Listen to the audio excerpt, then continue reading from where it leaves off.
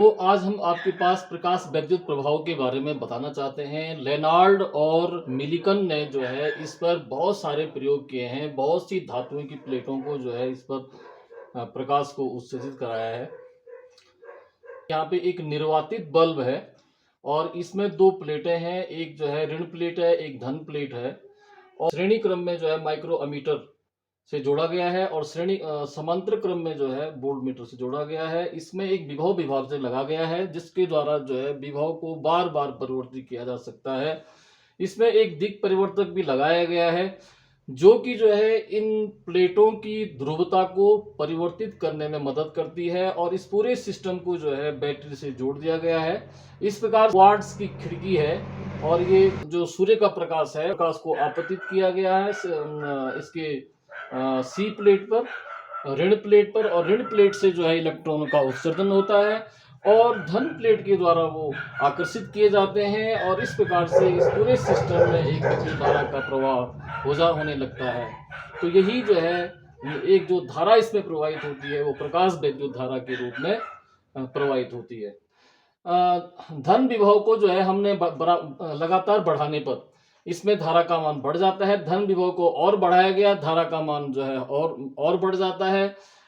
इसमें धन विभव को और बढ़ाने पर धारा का मान और बढ़ जाता है और इस प्रकार से एक स्थिति ऐसी आती है जहाँ पे एक नियत धारा प्रवाहित होती है और उसके बाद जो है धारा का मान आगे बढ़ना बंद हो जाता है और ऐसी धारा को हम संतृप्त धारा कहते हैं।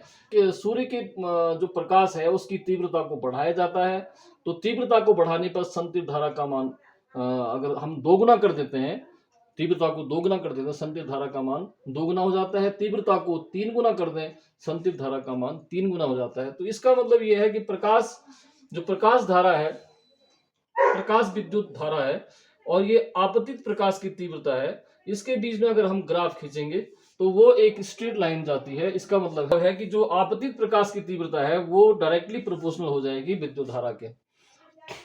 अब हम किसी वजह से जो है इस दिक् परिवर्तक की सहायता से जो है हम इन दोनों प्लेटों के ध्रुवों को चेंज कर देते हैं। सी को धन विभव में कर दें और बी को ऋण विभव में कर दें, तो जैसे ही सूर्य का प्रकाश प्लेट पर पड़ेगा तो ऐसी स्थिति में जो है इसमें धारा का मान कम हो जाता है और अर्थात कुल मिला के शून्य हो जाता है।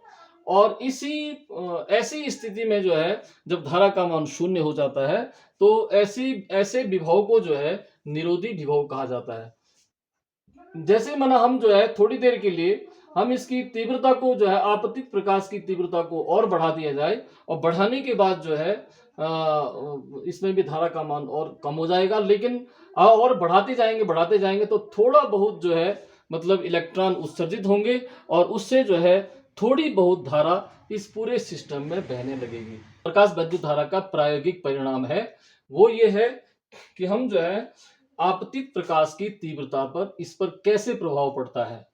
तो आपतित प्रकाश की तीव्रता जो है बढ़ाने से उसके विद्युत धारा के ये अनुक्रमानुपाती हो। ये पहला प्रायोगिक परिणाम है आपतित प्रकाश की तीव्रता का किस प्रकार से प्रभाव पड़ता है। तो मेरे चैनल को लाइक करें, सब्सक्राइब करें